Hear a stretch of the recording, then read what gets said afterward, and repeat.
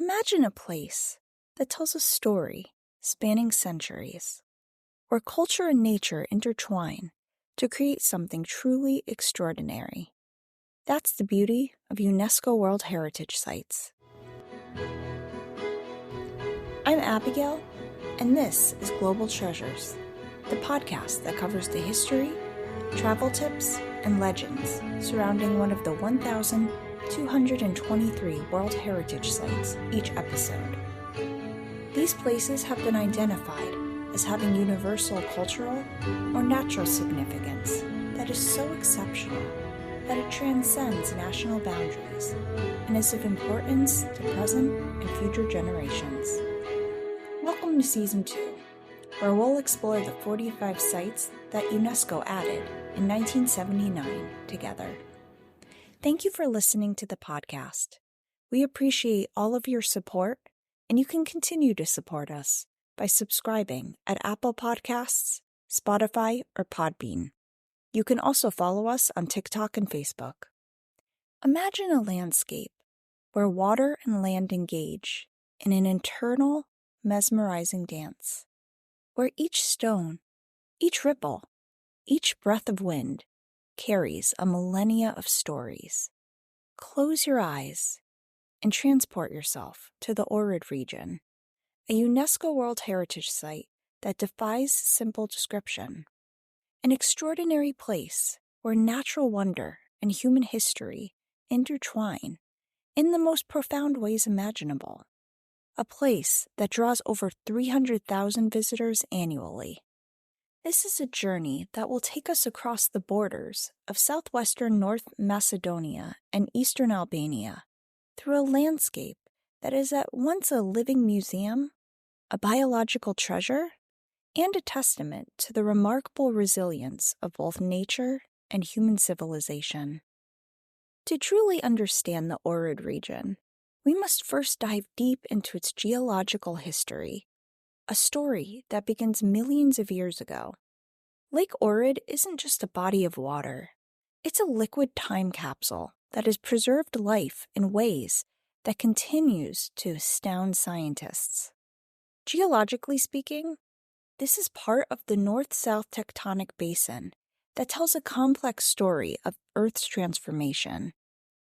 Most lakes fill rapidly with sediment, but Ohrid has defied these odds through a remarkable combination of extraordinary depth and continuing tectonic subsidence. The lake's origins date back to the Pliocene period, with sediments ranging from 3 to 5 million years old. Imagine a landscape in constant, subtle motion. The lake sits within an active graben system, a seismogenic landscape where the Earth's crust is literally being pulled apart. On February 18, 1911, the region experienced a significant earthquake, a magnitude 6.6 tremor that shook houses but miraculously caused no loss of life. The hydraulic system of Lake Ohrid is nothing short of miraculous.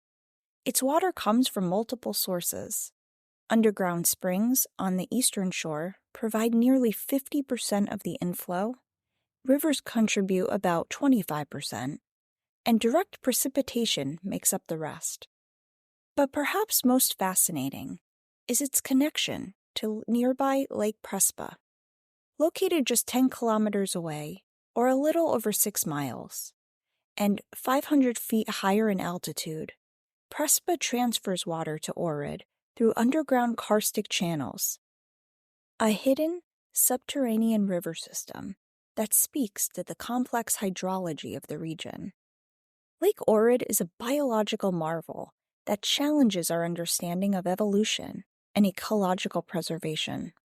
With a maximum depth of 945 feet and covering 138 square miles, it's the deepest lake in the Balkans. But its true significance lies in its extraordinary biodiversity. Imagine water so pure that you can see up to 22 meters deep, a transparency that reveals a world of unique life forms. The lake hosts over 200 endemic species, making it comparable to legendary biological hotspots like Lake Baikal and Lake Tanganyika. 17 endemic fish species call these waters home, including the remarkable Ohrid trout. 68 species of freshwater snails inhabit the lake basin, with over 73% of them found nowhere else on the planet. From microscopic algae to complex aquatic creatures, Lake Ohrid is a living laboratory of evolutionary processes. The surrounding wetlands play a crucial role in maintaining this delicate ecosystem. The Studentishta marsh, despite facing significant threats from urban development, remains a vital habitat. It's a buffer that prevents lake eutrophication and provides a home for relict plants and endemic species. The human story of Ohrid is equally captivating. Near the Lin Peninsula in Albania, archaeologists have uncovered one of Europe's oldest pile-dwelling settlements, a site over 8,500 years old. This remarkable discovery predates similar Swiss settlements by more than 2,000 years and provides crucial insights into the spread of agricultural practices across Europe. The town of Ohrid itself is a living historical manuscript. Built primarily between the 7th and 19th centuries, it's one of Europe's oldest settlements. Here, you'll find the oldest Slav monastery, St. Panteleimon, and a collection of more than 800 Byzantine-style icons dating from the 11th to the 14th centuries. Historically, this was a critical crossroads of civilizations. Its proximity to the ancient Roman route Via Egnatia connected Durrës to Thessaloniki and Constantinople, making it a significant communication corridor. 7 early Christian basilicas, dating from the 4th to 6th centuries, stand as a testament to the region's rich religious heritage. With their intricate mosaic floors and decorative features, telling stories of faith and artistic expression. Yet, like many extraordinary natural sites, the Ohrid region faces significant challenges. Tourism, urban development, and climate change threaten its delicate balance. The lake has experienced a threefold increase in phosphorus concentration over the past century, potentially disrupting its unique ecosystem. Climate projections are concerning. Scientists warn that without a 50% reduction in phosphorus input, the lake's deep waters may lose their oxygen content within the next 50 years. This would be catastrophic for the endemic species that have called these waters home for millions of years. Conservation efforts are ongoing and critical. The area has been designated a Ramsar wetland of international importance, recognizing its global significance. International organizations, local communities, and scientific researchers are working together to protect this extraordinary landscape, understanding that its preservation is a global responsibility. For scientists, Lake Ohrid functions as a natural laboratory of unprecedented value. Its sediment cores provide an archive of regional history, spanning an incredible 1.2 million years.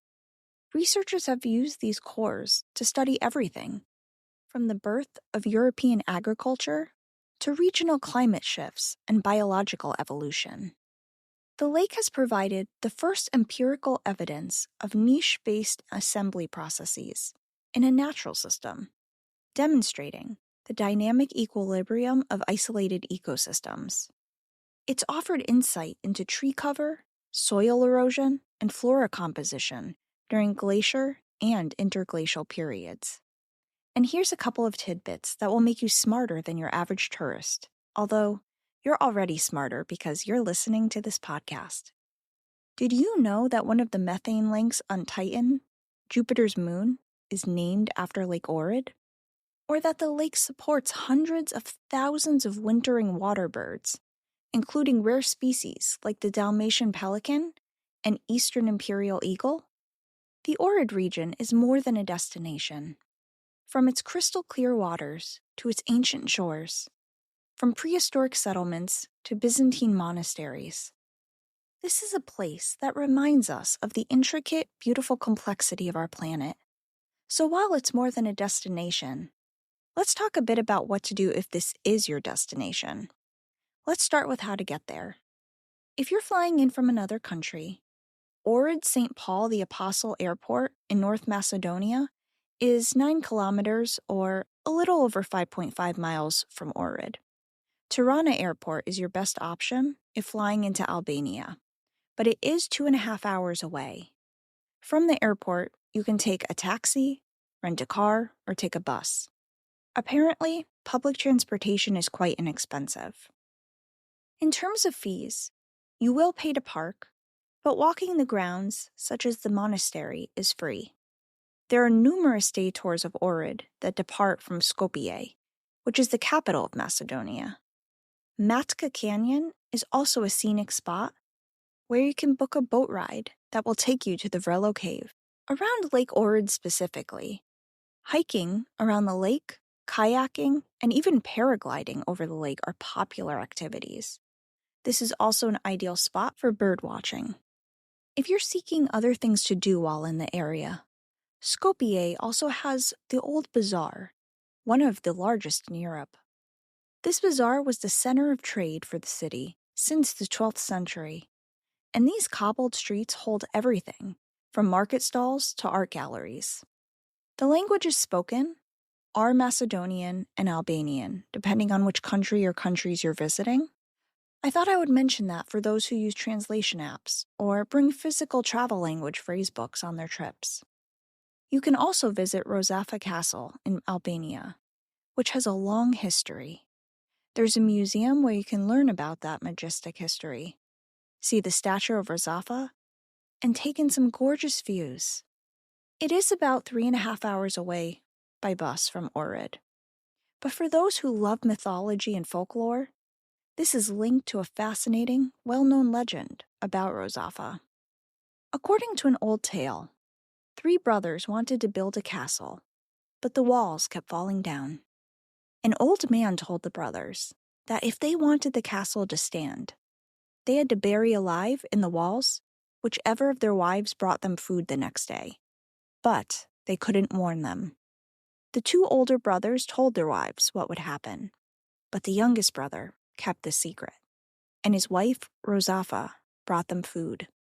After learning the story, Rozafa accepted immurement, but only if part of her body remained free enough to comfort her infant son. Not only can you see this sculpture today, but this legend has been written about in books and honored in Hungarian music over the years as well. I also want to bring up a few other things to consider. When packing for your trip, keep in mind the weather. The summers are dry, and winters are cold and can be snowy. It can get as low as in the 20s and as high as 80 degrees Fahrenheit.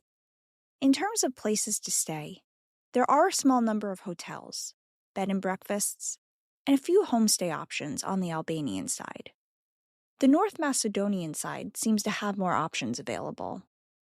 Of course, food is always one of my favorite parts of traveling as well. Tavche gravche is the national dish of North Macedonia and is a must-do. It's a dish made with butter beans that are soaked, usually overnight, and cooked with spices in an earthenware pot, which gives it a special flavor. This may sound basic, but it is truly creamy goodness.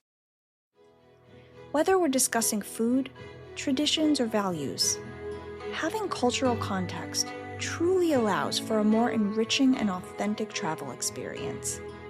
The natural and cultural heritage of the Ohrid region is a truly special destination.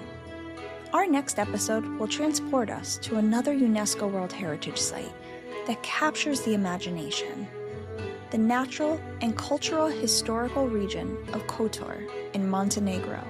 Come learn about the history, legends, and travel tips for visiting this picturesque harbor on the Adriatic coast.